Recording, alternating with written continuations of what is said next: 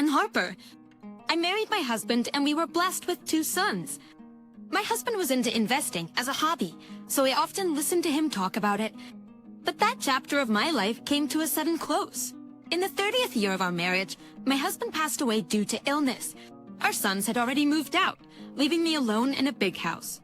One day, my eldest son, Lucas, came over with a proposal. Mom, why don't we live together? Lucas had been married for 12 years. His wife, Ava, while sometimes condescending, was a responsible daughter-in-law. They had a daughter, my granddaughter Maya, who was very fond of me. I thought Lucas' proposal could create a more secure environment for me, so I agreed. That's when things went downhill. 2 months later, Lucas and his family moved in. My workload doubled. Eva did nothing and dumped all the housework on me. Initially, I complied without resistance, but after 5 months, I was fed up with her laziness. Ava, could you please help with Maya? Whenever I spoke up, Ava would roll her eyes and say, "Why don't you do it? You're just an old fogey who does nothing." The figure of Ava laughing out loud was really ugly. Ava treated me like an old fogey and dumped all the housework and childcare on me. Sure, I wasn't working, but Ava wasn't doing anything either, even though she was also a homemaker. I didn't want to complain to Lucas, fearing it would be seen as tattling and not knowing what Ava might do in retaliation. After nearly a year of living together, Lucas came up with another proposal to make it a 2-household home. This didn't mean tearing down the house. It meant building a separate space for me and the extra land we had. Considering your needs, Mom, a single-story would suffice. Wood versus vows. Oh, sounds good. I agreed, lacking the confidence to continue living with Ava. The construction moved quickly. It was fast from there. It seems that they had already talked to the construction company, and they immediately built the house I planned to live in. The new house was more like a storage room built at the edge of the property. Eva even remodeled the main house to her liking. But I said nothing, grateful to still be close to Lucas and Maya. I thought if Ava took on her roles as a mother and wife, everything would be fine. I was wrong. Eva continued to make me do all the housework and would disappear when Maya came home, only to return minutes before Lucas. I ended up doing all the chores for their household. I didn't want to make Maya suffer, but I wasn't happy about it. I had given up. Eva had no intention of changing, and I had given up. Then the Eva dropped a bombshell. "Mother-in-law, you should leave," she said. I was stunned, unable to think. "There's no point in you being here. We're living in this house now, and you're just a useless old fogey. Maybe I'll turn your new house into my hobby room," she sneered. I couldn't believe what I was hearing. I had been doing all the housework, helping Maya with her homework, and taking her out when she had no school. I never interfered with Ava's daytime activities. Oh, you see that? "Because you're in the way," she snapped. Those words made my blood boil. I wanted to tell her to leave, but I couldn't because of Maya. Ava seemed to know that I wouldn't kick her out because I cared for Maya, and she smirked at me. Where should it go? I asked, holding back my anger. "That's not my problem. Figure it out yourself." Ava turned away, leaving me on the verge of tears. That day, I told Lucas what Ava had said to me. I see it's your opposite share of expressions. Lucas's words were indifferent, showing no surprise at what Ava had said. I instantly realized I had no allies here. They have nice Eve too. I've heard a bit from Eva about how things aren't going well, and about Mia. I felt uneasy. I could understand him knowing about Ava and me, but what did he mean about Maya? I had no clue. Mom, why don't you care about Eva? Mia is Ava's aunt, my child, and Ava loves her. What are you talking about? It's funnier. What do you do? Ava told me you've been letting me into your room to badmouth her, to turn her against Ava. I'd never done such a thing. Whenever Maya asked where Ava was, I always dodged the question, saying she was out. I never spoke ill of Ava. I never said that. I raised my voice, irritated.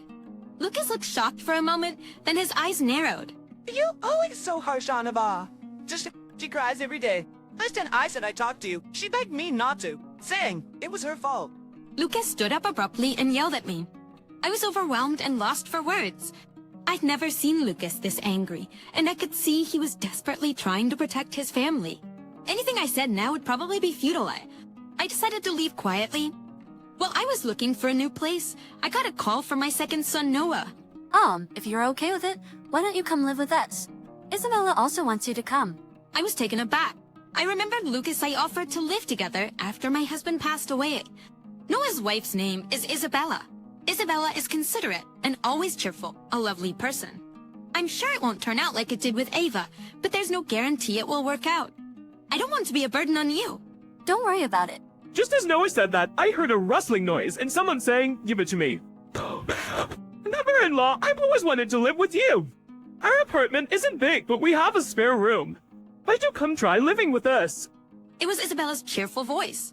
I felt relieved and decided to stay with Noah and his wife for a trial period.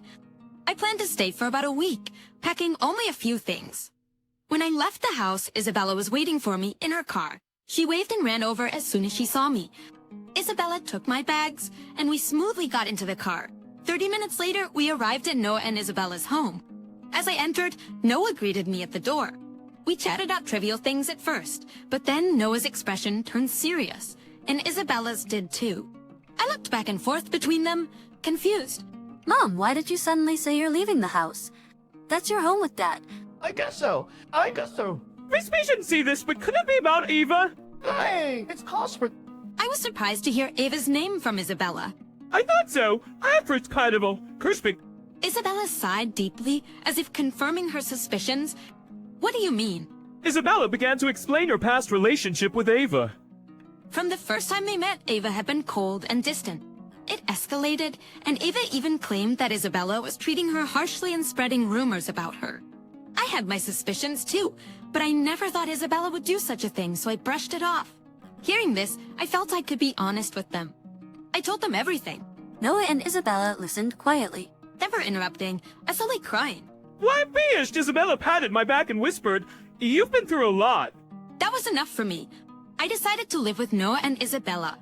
Are you done packing? While I was packing, Ava appeared smiling. Her face looked triumphant and irritated me. I'm leaving now. I packed my last bag, walked past Ava, and left the house. 3 months later, I received a call. The caller each showed Ava. I hesitated but answered since I was alone. Ava sounded frantic. At first, I couldn't understand, but she is saying they couldn't pay their loan. Their savings were gone, and Lucas might divorce her due to her spending habits. She begged me to talk to Lucas, saying it would upset Maya otherwise. I headed straight to my old home. Entering, I saw Lucas yelling and Ava crying. When Ava saw me, she ran toward me, almost collapsing. Answer my ran. Up. Lucas noticed me and looked shocked. Both of you, calm down. Let's talk. I sat them down at the table. I've heard some of it from Eva. What's this about not being able to pay the loan on Lucas's salary? Oh, we should have been able to. What do you mean? Do you mean? Has your father left enough money to pay off this house? There should be any loan. Actually, we remodeled the interior when we built your house, and it cost about $100,000. We took out a loan for it. I knew that. I told Lucas it was fine since I paid for my own single-story home. But Lucas has a job, and a $100,000 loan shouldn't be that hard to pay off. So why can't they? This turns out Eva has a lot of debt, and when we pay that off, there's nothing left from my salary. Is Ruppernice? I looked at Ava in disbelief, and she seemed to shrink back. Could she really have accumulated such a large debt? How much are you short? About $1,500 if you include living expenses. That much? That is? I had thought it would be around $400 or $500 at most. But $1,500 isn't something you can just save up by cutting corners. Eva, since you're the one who made this debt, how about getting a part-time job? What? It's not an amount that can be covered unless Ava starts working. I suggested a part-time job to Ava to show her the reality, but it seems she didn't like the idea. All of this happened because you left Mother-in-law. If you had continued to give us money for living expenses, we wouldn't be in this mess. I was baffled. Why should I, who moved out, have to financially support a self-sufficient couple with a child? I was so stunned, I couldn't find the words. What are you talking about? This is what you wanted, isn't it? Even Lucas, usually so composed, yelled at Ava in disbelief. You could earn more too, Lucas. Why do I have to work? It's your job to earn money to protect the family, not mine. I was truly shocked. Why would she say something like that? A family is supposed to support each other. If there's a problem, we should help each other out. Wait, why do I have to listen to this from seem irrelevant old woman? Now there you old Fogey. Eva, which horse players are issues to, sir. For again, that the old Fogey.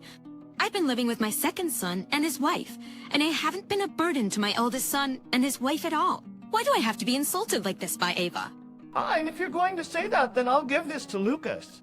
I placed an audio recorder and a large envelope on the table. Lucas and Ava looked puzzled as they peered inside. The first thing Lucas picked up was the audio recorder. What's this? What's this? It's a collection of things Eva has said to me. Yes, when I decided to move in with my second son, Isabella suggested I record my interactions with Ava. I never thought it would come in handy like this. Lucas slowly pressed the play button. Mother-in-law is so slow. I told you to clean up, you old fogey.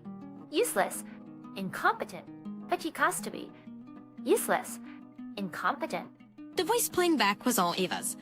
Ava's face turned pale. Like this, I'll keep over with her. He's been saying these things to my mom. Lucas had been manipulated by Ava, so he probably never expected to hear this. This is. Eva's voice weakened. I quietly moved the envelope in front of Lucas as well. What this? To me! Open it, open it. Lucas slowly opened the envelope, revealing a stack of photos and a document. All the photos showed Ava with an unknown man. I had hired a detective because Ava was dressing up and going out almost every day since I moved in with my second son. It was more than a woman's intuition. I felt she was clearly having an affair. I was able to catch her in the act quickly and heard various stories from the detective. It seems like you've had a long-standing relationship with this man. It's been financially supporting him too, haven't you, Va? Yes, Dave was worried, my. Lucas' Ace turned beet red. Why are you doing all this? Rectorstas, you're really an old fogey. Be useful for once? Instead of explaining herself to Lucas, Ava lashed out at me. Lucas, infuriated, stepped in front of me to hold back Ava, who looked like she was about to attack. The mom is not an old fogey. He's done so much for us. Careful when you's a parasite harmful to both Mia and me. Lucas? Things moved quickly from there. The one sided with Ava, not even her daughter Maya. Lucas announced he was filing for divorce, and Maya decided to live with him, per Maya's wishes. Ava was not allowed to see her daughter again and had to pay a hefty settlement to both Lucas and me. Ava had come pregnant with Maya soon after she started dating Lucas and had married without ever entering the workforce, so finding a job was very difficult for her. I saw her walking around town recently, and she looked emaciated, like she could collapse at any moment. But considering what she's done and how Lucas and Maya must feel, I can't muster any sympathy. After that, at Lucas's strong request, I moved back to my original home. Now I'm doing my best to support Lucas and Maya. Both of them cherish me, and we often gather around the dining table with my second son and his wife. I'm truly happy.